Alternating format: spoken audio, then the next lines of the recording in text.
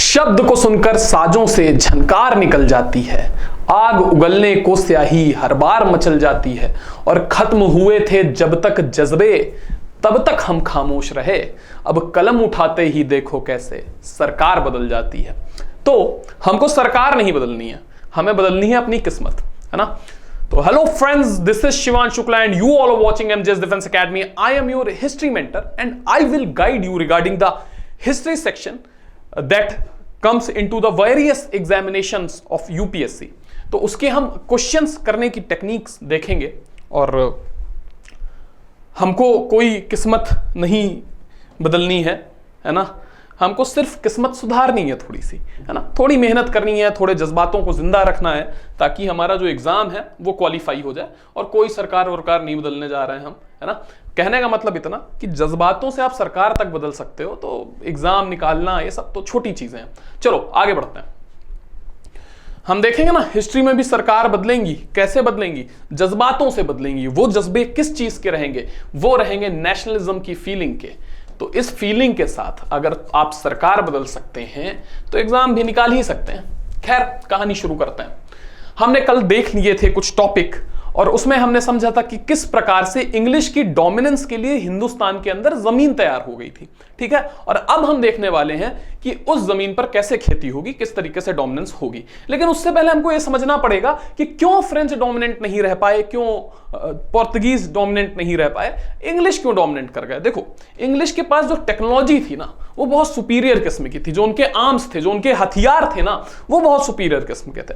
क्यों सुपीरियर किस्म के थे? क्योंकि सबसे पहले इंडस्ट्रियल रिवॉल्यूशन कहां पर आया था भाई? इंग्लैंड में ही आया था। यूरोप में आया था पर सबसे पहले इंडस्ट्रियल रिवॉल्यूशन इंग्लैंड में आया था। जो साइंटिफिक रिवॉल्यूशन था ना, वो भी इंग्लैंड में आया था। ये सब क्या था यार? ये साइंटिफिक रिवॉल्यूशन, ये इंडस्ट्रियल रिवॉल्यूशन की कहानी क्या है? तो कहानी सुनाता हूं मैं। जब हम वो पढ़ रहे थे ना, कल का टॉपिक याद करो। कल के टॉपिक में हमने पढ़ा था कि 1453 में 1453 में कॉन्स्टेंटिनोपल का फॉल हो गया था। वर्ल्ड हिस्ट्री के कॉन्टेक्स्ट में अगर हम बात करें तो कॉन्स्टेंटिनोपल का फॉल हो गया था और उसके बाद जो अरब ट्रेडर्स थे उन्होंने सी रूट्स पर कब्जा कर लिया। ठीक, नंबर एक बात तो सी रूट्स पर कब्जा कर लिया। तो ऐसा क्या हुआ कि उनको नया सी रूट आसानी से मिल गया? किसको? यूरोपियंस को। देखो, इस समय इंग्लिश में एक कुछ और चीजें चल रही थी। क्या चीजें चल रही थी इंग्लैंड में? इंग्लिश जब मैं बोल रहा हूं, इंग्लिश ब्रिटिश बोल रहा हूं, इसका अर्थ है इंग्लैंड। क्या चीजें चल रही थी? देखो, वहां पर रेनेसां का समय चल रहा था, है ना। रेनेसां आ रहा था। रेनेसां का मतलब क्या होता है? इसको बोलते हैं पुनर्जागरण या नवजागरण। यह नवजागरण क्यों था? यह नई चेतना क्यों आ रही थी? यह चेतना इसलिए आ रही थी, लोग जागरूक हो रहे थे, लोगों का जो इनर कॉन्शियस था वो जग रहा था। क्यों जग रहा था? क्योंकि उस समय तक इंग्लैंड में चर्च की अथॉरिटी चलती थी, ठीक है। चर्च ने कहा दिन है तो दिन है, चर्च ने कहा रात है तो रात है। कहने का मतलब यह कि जैसे एक कहानी चलती है कि चर्च ने कहा, चर्च के पादरी ने कहा कि सुबह सूरज निकलता है क्योंकि मैं उठ के सुबह सूरज को जगाता हूं। एक दिन चर्च का पादरी सो के ही नहीं उठा, समझे, सूरज फिर भी निकला, ठीक है। हेलियोसेंट्रिक थ्योरी चलती थी। हेलियोसेंट्रिक थ्योरी क्या कहती थी कि भाई जो सूरज है ना वो ब्रह्मांड के केंद्र में है और जो सूरज है वो पृथ्वी का चक्कर लगाता है। फिर इसके बाद आते हैं कॉपरनिकस साहब, और कॉपरनिकस साहब कहते हैं आकर के कि नहीं बाबू, सूरज पृथ्वी का चक्कर नहीं लगाता है, अर्थ पृथ्वी का चक्कर लगाता है। चर्च कहता है चुप, नहीं ऐसा गलत है, तुम धर्म के खिलाफ जा रहे हो, सभ्यता पर हमला। कॉपरनिकस कहता है भाई मैं प्रूफ कर सकता हूं। तो कहता है कुछ प्रूफ नहीं, कॉपरनिकस को फांसी दो। इस तरीके की चीजें, ठीक है। या फिर हम एग्जांपल देते हैं, हमारे पास किसका एग्जांपल? हमारे पास मार्टिन लूथर का एग्जांपल है, ठीक है। पहले वाले मार्टिन लूथर किंग जूनियर का एग्जांपल नहीं, है ना। तो मार्टिन लूथर किंग भी एक रेनेसां का जो मूवमेंट है उसको रिवाइव करने की कोशिश करते हैं। क्यों? क्योंकि एक बार क्या होता है कि वो अचानक से देखते हैं कि बारिश हो रही है और खूब थंडर स्टॉर्म, बादल गरज रहे हैं, तो सड़क पर लेट जाते हैं और कहते हैं कि आई एम अ सिनर, मैं पापी हूं, आई एम अ सिनर, मुझे माफ कर दो, मैं एक प्रीस्ट बन जाऊंगा, I will convert into a priest. तो ये जो डर था ना, जो चर्च ने फैला रखा था, उसने बताया था कि जो ह्यूमंस हैं, humans are born out of sin, ठीक है, ये पाप की वजह से पैदा हुए हैं, ठीक। तो सबके मन में एक भाव था कि हम सब पापी हैं और हमको ईश्वर की शरण में जाना होगा, और इस बात को चर्च वो करता था। और अगर आप पापी हो तो एक फॉर्म बेचा जाता था चर्च के बाहर। आपको एक लेटर लेना होता था, उस लेटर से आपके सारे पाप धुल जाते थे। यानी आप चर्च को कुछ पैसा दोगे, वो आपको एक सर्टिफिकेट देंगे और अब आपके पाप खत्म हो गए। एक समय तो चर्च ने ऐसे लेटर्स को बेचना भी शुरू कर दिया। ठीक है, तो ये सारी चीजें देख करके मार्टिन लूथर किंग के मन में गुस्सा आया और उन्होंने चर्च की इन चीजों के खिलाफ आंदोलन शुरू किया। उन्होंने कहा नहीं, जो चर्च कह रहा है उसको नहीं मानना है, हमको अपने थॉट्स रखने हैं, हमको अपनी बातें करनी है, हमको खुद जवाब देना है दुनिया को, हमको रेशनैलिटी से काम लेना है, हर बात को नहीं मान लेना है, क्वेश्चन करना है। तो ये जो क्वेश्चन की फीलिंग थी ना, ये क्वेश्चन की फीलिंग डेवलप हुई और हर चीज को क्वेश्चन किया जाने लगा। फिर हम देखते हैं कि नई नई थ्योरीज आई, साइंस में एक अलग ही रिवॉल्यूशन आ गया, फिर जियोसेंट्रिक थ्योरी आई। ठीक है, फिर हम देखते हैं कि ये बताया गया कि अर्थ जो है वो ब्रह्मांड के चक्कर लगाती है। फिर उसके बाद गैलीलियो आया, उसके बाद हम देखते हैं कि भाई चार्ल्स डार्विन ने थ्योरी ऑफ इवोल्यूशन दी। तो कहने का मतलब साइंस तरक्की कर रही थी। फिर हम पाते हैं कि गन्स का आविष्कार होने लगा, फिर मैग्नेटिक कंपास का आविष्कार हुआ, जिससे पूरी दुनिया के लिए जो वॉयज था, है ना, समुद्री यात्रा करना आसान हो गया, क्योंकि मैग्नेटिक कंपास सही दिशा दिखाता था।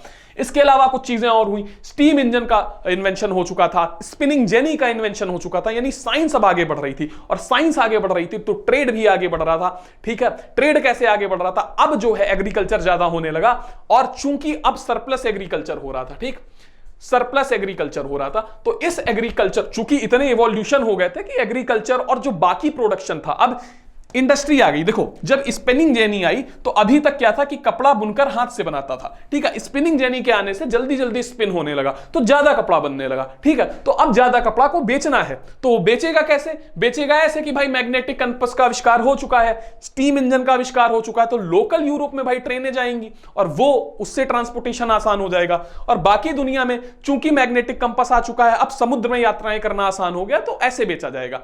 बात समझ में आ रही है?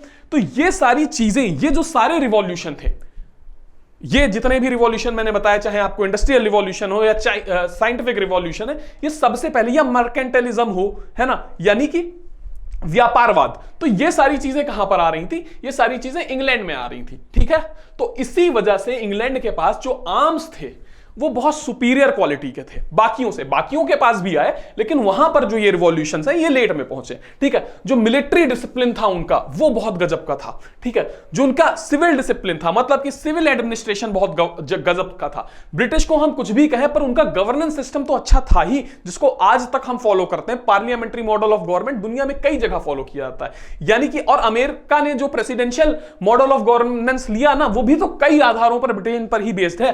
ठीक है, तो अगली चीजें देखते हैं कि भाई इनके पास बहुत गजब के लीडर्स आते थे। लीडरशिप, इनकी जो मिलिट्री लीडरशिप है ना, वो सैन्य जो नेता थे इनके, वो बहुत गजब के थे। जिसमें हम देखते हैं कि भाई कॉर्नवालिस का एक नाम याद कर लो, है ना, कॉर्नवालिस हुआ, इसने कई सारे एक्सपेडिशंस इंग्लिश के लिए जीते। ठीक है, या फिर ड्यूप्ले तो फ्रांस का था, इसके अलावा क्लाइव हुआ, है ना, क्लाइव हुआ, रॉबर्ट क्लाइव हुआ। तो ये सब इतने गजब के गवर्नर जनरल इनके पास थे, बहुत विजनरी लोग थे। हमारे लिए जरूर बुरे थे, पर अगर ब्रिटिश के हिसाब से देखोगे तो ये काफी योग्य लोग थे, और इस वजह से भी ये बाकी जो पावर्स थी उन पर सुपीरियरिटी आई।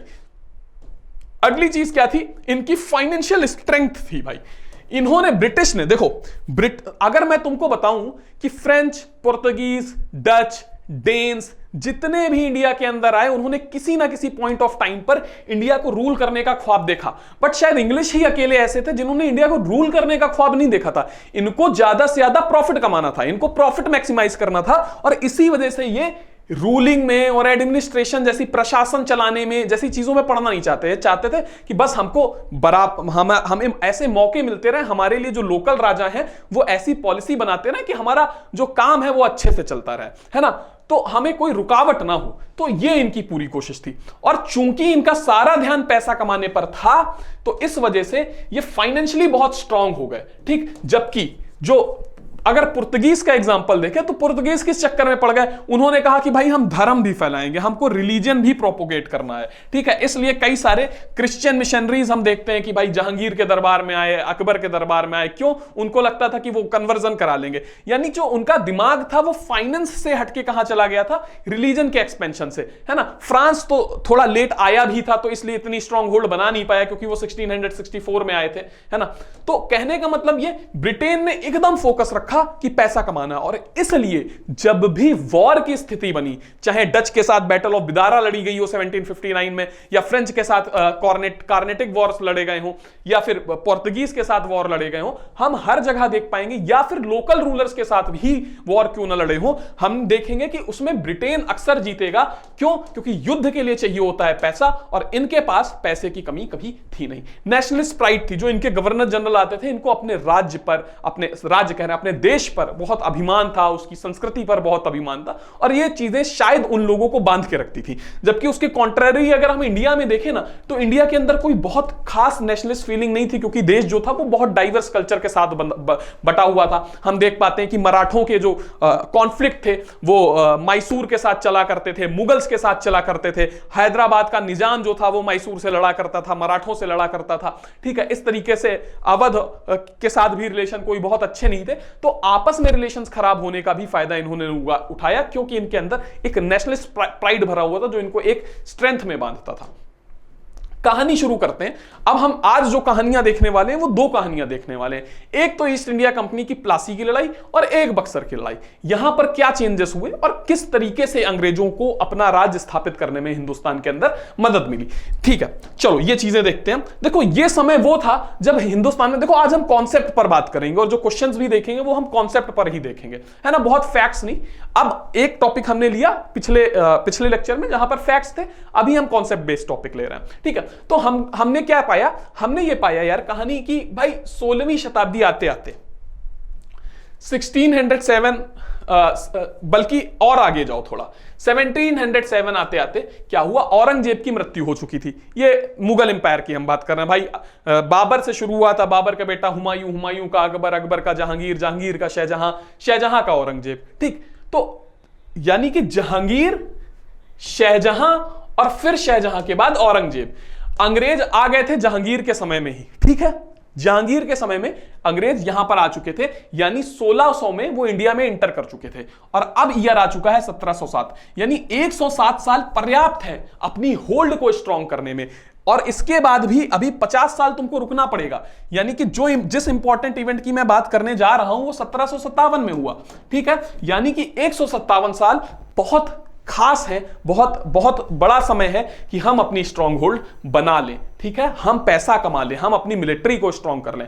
तो 1707 आते आते औरंगजेब की डेथ हो गई, और औरंगजेब अंतिम ताकतवर रूलर था किसका, मुगल एम्पायर का। इसकी मृत्यु के बाद कई सारे किंगडम ने अपने आप को आजाद घोषित करना डिक्लेयर कर दिया, और कई सारे सक्सेसिव किंगडम्स मुगल एम्पायर से निकले, जिसमें से एक क्या था, एक था आपका हैदराबाद था, अवध था, बंगाल खुद था। तो ये सारे किंगडम्स कहां से निकले, मुगल एम्पायर से निकलना शुरू हो चुके थे। ठीक, कहानी क्या थी, अब कहानी कुछ बढ़ती है। ये सारे किंगडम में कुछ नवाब होते थे, नवाब कह रहा हूं, गवर्नर होते थे। तो ये गवर्नर क्या थे भाई, देखो एक बड़ा एम्पायर है, ठीक, ये बड़ा एम्पायर है, यहां की जो सेंट्रलाइज पावर है वो यहां पर है। इस एम्पायर को कई छोटे छोटे हिस्सों में बांट दिया है, ठीक है, और हर हिस्से में गवर्नर रूल कर रहा है। ठीक है, गवर्नर क्या है, यहां का एडमिनिस्ट्रेशन देख रहा है इन जगहों का, ठीक है, इन जगहों का एडमिनिस्ट्रेशन देख रहा है हर गवर्नर, और यहां से रेवेन्यू कलेक्ट कर रहा है। रेवेन्यू मतलब टैक्स वगैरह कलेक्ट कर रहा है। ठीक है, यहां पर गवर्नर बैठा हुआ है, ये टैक्स वगैरह कलेक्ट कर रहा है। ठीक, टैक्स कलेक्ट करके कुछ पार्ट अपने पास रख रहा है और कुछ पार्ट राजा को दे रहा है। ठीक है, कई छोटे छोटे सब गवर्नर्स भी हैं जो इसके बिहाफ पर टैक्स कलेक्ट करते हैं। बात समझ में आ रही है? तो इसी तरीके से बंगाल के नवाब कुछ हुआ करते थे, जैसे कि अली वर्दी खान, मुर्शीद कुली खान। ठीक है, तो इन लोगों का समय आते आते क्या होने, इन लोगों ने बंगाल को अजर्ट कर दिया एक इंडिपेंडेंट किंगडम। हालांकि ये मुगल साम्राज्य को ट्रिब्यूट देते थे, ये जो ट्रिब्यूट दिए जा रहे हैं ये देते थे, पर फिर भी इनका जो मुगल एम्पायर का स्ट्रॉन्ग होल्ड था वो थोड़ा सा वीक पड़ने लगा, और अब धीरे धीरे बंगाल में कंपनी पावरफुल होने लगी। ठीक है, कंपनी बंगाल के अंदर पावरफुल होने लगी। हालांकि औरंगजेब ने भी कंपनी को कुछ ट्रेडिंग प्रिविलेजेस बंगाल के अंदर दे दिए थे, और इसी के साथ कंपनी की जो एंट्री है ईस्ट इंडिया कंपनी की, इंग्लिश, वो बंगाल के अंदर हो गई थी। ट्रेडिंग प्रिविलेजेस क्या दिए थे, है ना, कुछ फायदे दे दिए थे व्यापार करने के लिए। ये क्या थे, ये थे कि भाई तुमको ट्रेडिंग करते समय कोई भी कस्टम ड्यूटी नहीं देनी है। कस्टम ड्यूटी क्या होता है समझते हैं। जब हम ट्रेड करते हैं तो एक जगह से दूसरी जगह सामान जब लेके जाते हैं, इंपोर्ट और एक्सपोर्ट करते हैं, तो बॉर्डर पर हमें एक ड्यूटी देनी पड़ती है, एक टैक्स देना पड़ता है, जिसको कस्टम ड्यूटी बोलते हैं। और यही तरीका है उस कंट्री के पैसे कमाने का जहां से आप ट्रेड कर रहे हैं और जहां आप ट्रेड कर रहे हैं, वरना आप क्यों उनके रिसोर्सेज को यूज करके ट्रेड कर रहे हैं। इसी तरीके से कंपनी का बनता था कि बंगाल के नवाब को ये कुछ पैसे दे, है ना, कुछ कस्टम ड्यूटी दे। लेकिन औरंगजेब ने क्या कहा कि औरंगजेब, अल्टीमेटली बंगाल तो भाई मुगल एम्पायर में गिरता है, तो औरंगजेब ने कहा कि आपको ये ट्रेडिंग प्रिविलेज देते हैं कि आपको ये सब पैसे देने की जरूरत नहीं है। ठीक, अब इससे क्या हुआ भाई, कंपनी में कुछ करप्ट ऑफिसर्स भी थे। वो करप्ट ऑफिसर क्या करते थे, प्राइवेट ट्रेड करते थे, मतलब खुद कुछ सामान इंडिया से खरीदते थे और अपने जानने वाले को इंग्लैंड में जाकर के बेचते थे। ठीक है, इस व्यवस्था से क्या होता था, वो खुद भी कुछ पैसा कमाते थे। लेकिन इन सबसे नुकसान किसका हो रहा था? चलो भाई, कंपनी पैसा नहीं देती है क्योंकि कंपनी को तो भाई मुगल एम्पायर ने बोला है कि आपको पैसा नहीं देना है, लेकिन ये लोग प्राइवेट जो ट्रेड कर रहे हैं ये क्यों पैसा नहीं दे रहे हैं? और इससे बंगाल का रेवेन्यू बहुत गिर रहा था। और इस सबका कारण क्या था? इन सबका कारण सिर्फ एक था, क्योंकि कंपनी को जो ट्रेड प्रिविलेजेस मिले थे उसका फायदा इनके ऑफिसर्स भी उठाते थे। ठीक, तो बंगाल में एक नवाब आया जिसका नाम था सिराजुद्दौला। ठीक, और सिराजुद्दौला ने कहा इना चोलबे, ये नहीं चल पाएगा। क्यों नहीं चल पाएगा? क्योंकि इससे बंगाल के स्टेट एक्सचेकर का बहुत नुकसान हो रहा है, तो ये सारे ट्रेडिंग प्रिविलेजेस आपके हम खत्म करते हैं। कंपनी को इस बात से बहुत गुस्सा आया कि यार ट्रेडिंग प्रिविलेज तो हमें आपके महाराज ने दिए, आपके बादशाह ने दिए। उन्होंने कहा बादशाह गया, कहानी खत्म, हम नहीं दे रहे हैं आपको।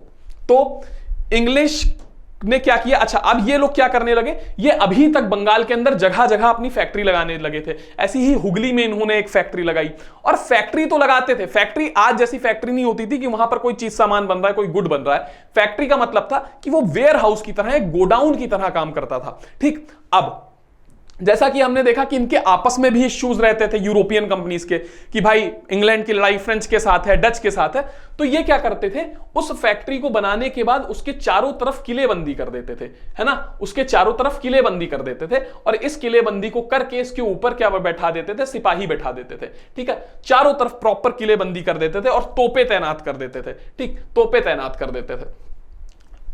तो इससे क्या होता था, जो बंगाल का नवाब है अब वो घबरा रहा है कि यार ये मेरे राज्य में आके किलेबंदी कर रहे हैं, तोपे रख रहे हैं, फिर ट्रेडिंग के भी जो हमको पैसे देने चाहिए, जो कस्टम्स देने चाहिए, ड्यूटी देनी चाहिए, वो भी हमको पे नहीं कर रहे हैं। तो बंगाल के नवाब ने कहा अब बेटा बंद करो ये सब, और उसने अपनी फौजों को लेके मार्च कर दिया कहां, कासिम बाजार में। और कासिम बाजार में जो अंग्रेजों के सेटलमेंट थे उसको खाली करवा लिया और उस जगह पर कब्जा कर लिया। लेकिन इसके बाद एक घटना होती है सिराजुद्दौला से रिलेटेड, जिसको ब्लैक होल ट्रेजेडी बोलते हैं। कुछ हिस्टोरियंस मानते हैं और कुछ कहते हैं कि हिस्ट्री में ये बहुत एग्जैजरेटेड घटना है, बहुत बढ़ा चढ़ा के इसको बताया गया है। इसमें माना जाता है कि भाई सिराज ने लगभग 146 अंग्रेजों को क्या कर दिया था, एक बहुत छोटे से कमरे में बंद कर दिया था। ठीक है, इतना छोटा कमरा था कि वहां पर सफोकेशन हो गया, और सफोकेशन होने की वजह से उनमें से जो 123 लोग थे उनकी मृत्यु हो गई। इसको बोलते हैं ब्लैक होल इंसिडेंट। ठीक,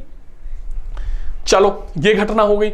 अब इसके बाद क्या हुआ, धीरे धीरे जो कॉन्फ्लिक्ट था अंग्रेजों के बीच में और सिराज के बीच में, जो कि बंगाल का नवाब था, वो धीरे धीरे बढ़ता रहा। किस तरीके से बढ़ता रहा समझने की कोशिश करते हैं। इस कॉन्फ्लिक्ट का रिजल्ट क्या हुआ, इस कॉन्फ्लिक्ट का रिजल्ट हुआ बैटल ऑफ प्लासी, जो जून 23, 1757 को लड़ी गई। और इस बैटल ऑफ प्लासी में कौन कमांड कर रहा था अंग्रेजों को? अंग्रेजों को कमांड कर रहा था कौन, उसका नाम देखते हैं। उसका नाम था रॉबर्ट क्लाइव। ये इनका मिलिट्री कमांडर था। हुआ क्या, हुआ ये कि भाई इनके दरबार में कुछ, किनके, सिराज के दरबार में कुछ गद्दार भरे हुए थे, जिसमें जगत सेठ नाम का एक व्यक्ति था, एक मीर जाफर नाम का व्यक्ति था। तो अंग्रेज गए, क्लाइव को समझ में आ गया कि भाई इनकी आर्मी को हराना बहुत आसान बात नहीं है, क्योंकि जब कासिम बाजार की फैक्ट्री को इसने सिराज ने कैप्चर कर लिया था, तो अंग्रेजों ने एक रीइंफोर्समेंट मंगाई थी। फौज में जाना है, रीइंफोर्समेंट का मतलब होता है कि एक फौज जब थक जाती है तो दूसरी टुकड़ी आती है मदद करने के लिए। ठीक है, तो रीइंफोर्समेंट मद्रास से मंगाई थी, और मद्रास में किसके नेतृत्व में, क्लाइव के नेतृत्व में। क्लाइव गजब का मिलिट्री जनरल था। उसने क्या किया, उसने इन्हीं की सेना में फूट डाल दी, क्योंकि उसको समझ में आ गया था डायरेक्टली हरा नहीं सकते, और किसको, मीर जाफर को अपनी साइड मिला लिया। ठीक है, मीर जाफर नाम का एक व्यक्ति था जो इनका मिलिट्री कमांडर था, किसका, सिराज का, उसको अपनी तरफ मिला लिया। ठीक, जगत सेठ, ओमनी चंद, इस नाम के कुछ लोग थे जो क्या थे, जो उसके सहायक भी थे। ठीक है, उन सबको अपनी तरफ मिला लिया। फाइनली, अच्छा जो प्लासी शब्द है ना, ये पलाश शब्द से निकला है, पलाश के फूल होते हैं ना, वहां से निकला है। फाइनली इनकी लड़ाई हुई। लड़ाई में क्या होता है कि 1/3 सेना सिर्फ किसके साथ थी, नवाब के साथ थी, सिराज के साथ थी, और बाकी सेना किसके साथ थी? बाकी सेना जाफर के साथ थी। ठीक, बैटल फील्ड पे अचानक से सिराज को अंदाजा हुआ कि यह सेना इनके साथ धोखा कर रही है, और खैर उसका कोई नतीजा निकला नहीं। भाई जो नवाब था उसको कैप्चर कर लिया गया। बाद में जाफर का बेटा था जिसका नाम मीरान था, उसने सिराज को मार दिया। ठीक, मीर जाफर को अंग्रेजों ने नवाब बना दिया और उस एक रेजिडेंट को नवाब के कोर्ट में, दरबार में बैठा दिया गया। ये सारी चीजें समझते हैं क्या है। देखो, अंग्रेजों को लग रहा था कि ये जो सिराज बड़ी दिक्कत कर रहा है कि भाई नहीं ट्रेड प्रिविलेजेस ले लेंगे, अपनी फैक्ट्री हटाओ, कस्टम ड्यूटी दो, तो इसके लिए कितना अच्छा हो जो एक पपेट, एक कठपुतली जैसा नवाब हम बैठा दे जिसके धागे हमारे हाथ में हो। तो उसको लगा कि मीर जाफर ये काम बढ़िया तरीके से कर सकता है। ठीक है, इसलिए उसको दरबार में बैठा दिया। और एक रेजिडेंट, रेजिडेंट का मतलब होता है एक अपना एजेंट, है ना, जैसे आजकल डिप्लोमैट्स नहीं होते हैं, एम्बेसडर नहीं होते, राजदूत नहीं होते हैं, उनको इनके दरबार में बैठा दिया और इससे कहा कि ये तुम्हारी मदद करेगा शासन को चलाने में। जबकि मकसद ये था कि वहां पर होने वाली डेवलपमेंट को ये रिपोर्ट करें अंग्रेजों को, इसके दरबार में होने वाली, और यहां के दरबार के काम में इंटरफेयर करता रहे अंग्रेजों के हिसाब से। ठीक है, ठीक, इसके अलावा डचेस के साथ इसने कॉन्स्पिरेसी कर ली। किसने? अब देखो एक चीज आई, चीज क्या आई? चीज ये आई कि भाई इसको अब बुरा लगने लगा, मीर जाफर को बुरा लगने लगा, क्योंकि राजा की अपनी एक डिग्निटी होती है। जनता देख रही है कि हमारा जो राजा है वो एक कठपुतली की तरह काम कर रहा है। तो इसने क्या किया, डचेस के साथ मिलके चिंसवारा और बेदारा में 2 लड़ाइयां करी। किसके खिलाफ? अंग्रेजों के खिलाफ। और अंग्रेजों ने जब देखा कि ये व्यक्ति हमारे खिलाफ हो गया है तो इसको सिंहासन से हटा दिया। और इसी का एक दामाद था जिसका नाम था मीर कासिम, और उसको अंग्रेजों ने समझा कि ये एक अच्छा कठपुतली नवाब सिद्ध होगा और उसको सत्ता पर कायम करा दिया। और अब क्या हुआ, मीर कासिम सत्ता पर काबिज हो गया। लेकिन समस्या फिर से सेम है। क्या सेम है? कि भाई मीर कासिम को वो कठपुतली की तरह ट्रीट करना चाह रहा है, पर मीर कासिम था चालाक और योग्य आदमी। तो इसने सबसे पहला काम क्या किया, इसने अपनी कैपिटल को, बंगाल की कैपिटल को, राजधानी को कहां, मुर्शिदाबाद से सीधे उठा करके फेंक दिया मुंगेर। इसलिए राजधानी को शिफ्ट किया ताकि मुंगेर तक अंग्रेजों को पहुंचने में कुछ टाइम लगे जब युद्ध की स्थिति बने। ये इसका एक स्ट्रेटेजिक मूव था।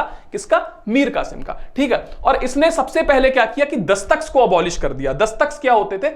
दस्तक वो पास होते थे जिनको दिखा करके अंग्रेज लोग ट्रेडिंग करते थे ताकि उनको कस्टम्स ना देनी पड़े, कस्टम ड्यूटी ना देनी पड़े। ठीक है, तो मीर कासिम इस तरीके की चीजें करने लगा। ठीक, अब क्या हुआ, मीर जाफर को तो हटा ही चुके थे अंग्रेज और उसको 1500 की जो थी पेंशन फिक्स कर दी थी। किसके लिए? मीर जाफर के लिए। लेकिन मीर कासिम भी अब अंग्रेजों के लिए सरदर्द बन रहा था, क्योंकि अंग्रेजों ने जैसा सोचा था वैसा कुछ हुआ नहीं, और ये अंग्रेजों को भी आदेश देता था कि तुम अपनी ये सब हटाओ।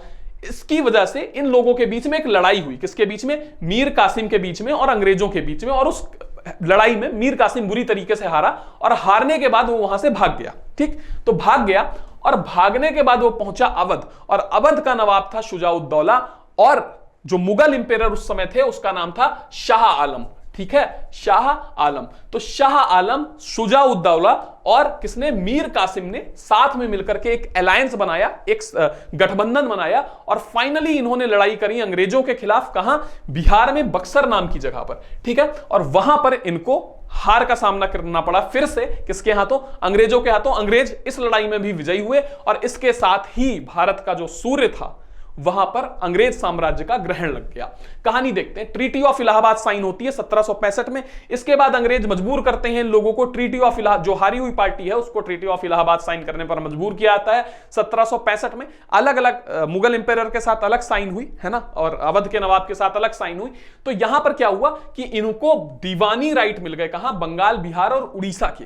किसको? ईस्ट इंडिया कंपनी को। दीवानी राइट क्या होता है भाई? देखो, किसी भी साम्राज्य के 2 फंक्शन होते हैं, एक दीवानी फंक्शन होता है, एक निजामत फंक्शन होता है। दीवानी फंक्शन मतलब टैक्स कलेक्ट करना, रेवेन्यू कलेक्ट करना, और जो निजामत फंक्शन होता है उसका मतलब होता है एडमिनिस्ट्रेशन चलाना। ठीक है, पुलिस चलाना, प्रशासन चलाना। ठीक, तो प्रशासन और शासन तो चलाने में इंटरेस्टेड नहीं थे, पहले मैंने तुम्हें बता दिया। इनका मकसद था सिर्फ पैसा कमाना, और इन्होंने क्या किया, इन्होंने इसीलिए दीवानी फंक्शन लिए 3 जगहों के अपने हाथ में। ठीक, इसके अलावा जो मुगल इंपेरर था उसको मजबूर किया गया कि कारा और इलाहाबाद की टेरिटरी को अंग्रेजों को सरेंडर किया जाए। इसके अलावा बहुत महंगा हर्जाना देना पड़ा, युद्ध का हर्जाना देना पड़ा। किसको? कि भाई आपने हमारे खिलाफ युद्ध किया है तो हमारा नुकसान हुआ है, तो जो बंगाल प्रोविंस था उसको बहुत महंगा हर्जाना देना पड़ा। ठीक है, और बलवंत राय का एक नाम का एक व्यक्ति था, उसकी जो पोजीशंस उससे ली गई थी, किसने ली थी भाई? हम ये जो इसका नाम था मीर जाफर, है ना, मीर कासिम ने कुछ बलवंत राय की टेरिटरीज पर कब्जा कर लिया था, जिसको सपोर्ट मिला हुआ था अंग्रेजों का, है ना। तो उसकी टेरिटरीज को वापस लिया गया। फिर शाह आलम के साथ एक ट्रीटी साइन हुई और उस ट्रीटी में क्या कहा गया कि भाई आप दिल्ली छोड़ दीजिए और आपको रहना पड़ेगा कहां? इलाहाबाद के में, ठीक। फिर एक ऑर्डर इश्यू करना पड़ेगा, एक फरमान इश्यू करना पड़ेगा, जिससे बंगाल और बिहार और उड़ीसा की दीवानी आप हमको दे दीजिए, ईस्ट इंडिया कंपनी को दे दीजिए, ठीक है। इसके बदले में हम आपको 26 लाख रुपए हर साल देंगे, ठीक। फिर कहानी क्या थी? लेकिन इसके अलावा आपको 53 लाख रुपए निजामत फंक्शन के रिटर्न में भी देने पड़ेंगे, ठीक है। अभी समझते हैं क्या, क्योंकि भाई हम निजामत फंक्शन चलाएंगे तो आप हमको 53 लाख रुपए देंगे, यानी हम 26 लाख रुपए देंगे आपको लैंड कलेक्शन करने के लिए, टैक्स कलेक्शन करने के लिए, ठीक। और आप हमको 53 लाख रुपए देंगे एडमिनिस्ट्रेशन चलाने के लिए। तो 27 लाख का तो नुकसान ही हो रहा है इसका, 27 लाख तो इसको ही देना पड़ेगा ना, ठीक। और एक और बात तय हुई कि अब वहां पर धीरे धीरे डुअल गवर्नमेंट का शासन आ गया था, द्वैध प्रणाली आ चुकी थी, है ना। ये बातें कुछ यहां पर तय हुई, ठीक। अब कुछ और चीजें थी। क्या चीजें थी? ये सिर्फ एक लड़ाई थी बंगाल को जीतने की। इस तरीके से ब्रिटिश ने बंगाल पर राज्य स्थापित कर लिया। अब बारी आती है मैसूर की। मैसूर की कहानी क्या थी? देखो, मैसूर में 4 वॉर लड़े गए, ठीक है, एंग्लो मैसूर वॉर। मैसूर में एक हैदर अली नाम का राजा होता था और वो बहुत ब्रिलियंट व्यक्ति था, है ना, कई भाषाएं जानता था और बहुत गजब व्यक्ति था। तो क्या हुआ कि भाई अंग्रेजों ने बोला कि इसके खिलाफ हमको युद्ध करना है। ये कहां का? कार्नेटिक रीजन का, आरकोट रीजन के आसपास का नवाब था, ठीक है। और हैदराबाद का निजाम, इसके आसपास, मैसूर के आसपास के कुछ रीजन थे, हैदराबाद, इसके अलावा मराठा था, और वो लोग बहुत पसंद नहीं करते थे। किसको पसंद नहीं करते थे? इसको, मैसूर किंगडम के सुल्तान हैदर अली को पसंद नहीं करते थे। अंग्रेजों ने कहा मौका अच्छा है, मद्रास एरिया चाहिए, तो उन्होंने इसके साथ मिलकर के बाकी तीनों के साथ, अंग्रेज, मराठास और हैदराबाद का निजाम, इन सबके साथ मिलकर के एक अलायंस बनाया, इस पर हमला करने की सोची। इसने बहुत डिप्लोमेटिकली काम लिया, बहुत कूटनीतिक तरीके से, रणनीतिक तरीके से काम लिया, और जो हैदराबाद जो ये मराठा थे, ठीक है, इनको अपनी साइड मिला दिया, ठीक है, इनको अपनी साइड मिला लिया और उल्टा हमला कर दिया आरकोट के नवाब पर और आरकोट के रीजन को कैप्चर कर लिया, ठीक है। अंग्रेज आरकोट के नवाब की मदद करने आए, उनको भी बुरी तरीके से हराया। कहानी समझ में आई? और अंग्रेजों को यहां पर मजबूरी में ट्रीटी ऑफ मद्रास साइन करना पड़ा, जो बहुत बेइज्जती भरी थी उनके लिए, बहुत ह्यूमिलेटिंग थी। पहला व्यक्ति था जिसने अंग्रेजों को इतनी बुरी तरीके से हराया था।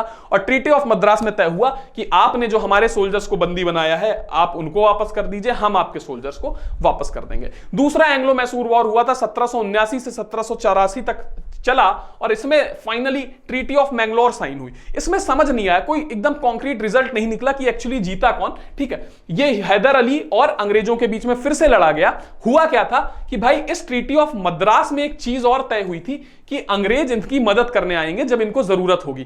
पर दूसरे एंग्लो मैसूर वॉर के समय जब मराठों ने इन पर हमला किया तो अंग्रेज इनकी मदद करने आए नहीं, तो इस वजह से एंग्लो मैसूर वॉर लड़ा गया, ठीक। और कहानी क्या थी कि भाई 1.5 ईयर तक ये लड़ाई चली। इसके बाद इनके बेटे टीपू सुल्तान ने इस लड़ाई को कैरी ऑन किया, क्योंकि यहां पर किसकी मृत्यु हो गई? टीपू सुल्तान की टीपू सुल्तान के पिताजी हैदर अली की कैंसर से मृत्यु हो गई, ठीक है। आगे की कहानी, तीसरा एंग्लो मैसूर वॉर लड़ा गया। इसमें ट्रीटी ऑफ श्रीरंगपट्टनम साइन हुई। श्रीरंगपट्टनम की ट्रीटी में क्या हुआ?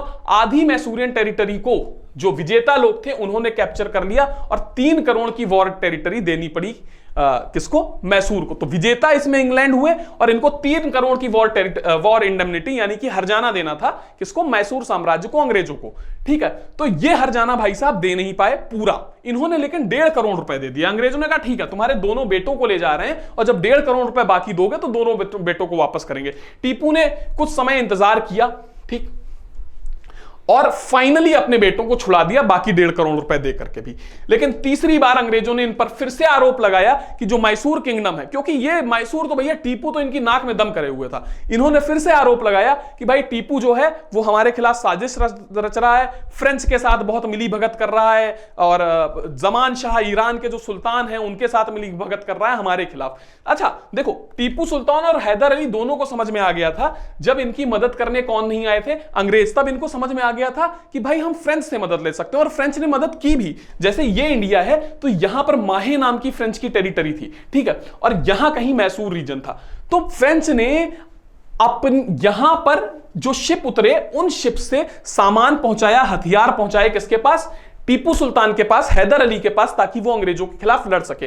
तो इन्होंने धीरे धीरे अपनी आर्मी को ट्रेन करवाना शुरू किया फ्रेंच से, उनसे रॉकेट टेक्नोलॉजी लेने लगे। इस बात ने अंग्रेजों को बहुत डरा दिया था और इसी वजह से चौथा एंग्लो मैसूर वॉर लड़ा गया और फाइनली यहां पर टीपू सुल्तान मारा गया। ठीक है, जो टेरिटरी थी वो मराठों ने कुछ टेरिटरी ली, कुछ टेरिटरी निजाम ले ली। हालांकि निजाम ऑलरेडी सब्सिडरी अलायंस साइन कर चुका था। सब्सिडरी अलायंस क्या है? देखो, अंग्रेजों के साम्राज्य को मिलाने के कई तरीके थे, उसमें युद्ध का तरीका था और कुछ डिप्लोमेटिक कूटनीतिक तरीके थे। उन्हीं में से एक सब्सिडरी अलायंस है।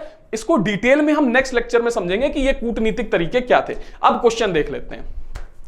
पहला है कि who was the British governor general during third Anglo Mysore war. मैंने बताया था कि यहां पर जो गवर्नर जनरल है उसका नाम था लॉर्ड कॉर्नवालिस। कॉर्नवालिस कौन था? मैंने बताया बहुत गजब का मिलिट्री जनरल था जो अमेरिकन वॉर ऑफ इंडिपेंडेंस में भी इनके साथ लड़ा था और फाइनली फिर वहां से मदद जिताने के बाद, वहां पर बहुत अच्छी तरीके से परफॉर्म करने के बाद, क्योंकि अमेरिका आजाद हो गया था और फ्रेंच अमेरिका के साथ थे, तो इसको इंडिया भेजा गया। तो इंडिया में तीसरे एंग्लो मैसूर वॉर में इनकी तरफ से था। ठीक है, फिर है कि भैया, अच्छा ये क्वेश्चन हो गया, 2 बार क्वेश्चन आ गया। अगला क्वेश्चन देखो क्या है कि the battle of Plassey was won by British more by there diplomatic skill. कूटनीतिक तरीकों से ज्यादा अंग्रेजों ने प्लासी का युद्ध जीता, जबकि उनकी आर्मी इतनी जबरदस्त नहीं थी। ठीक है, इसके अलावा दूसरा है कि जो बैटल ऑफ बक्सर थी उसमें ट्रीटी ऑफ इलाहाबाद साइन हुई और इसमें कुछ सेटलमेंट हुए अवध के नवाब के साथ। हां भाई, दोनों ही बातें सच हैं। क्यों? क्योंकि वहां पर उसने जो इनके कोर्ट में लोग थे, इनके दरबार में लोग थे, किसके दरबार में?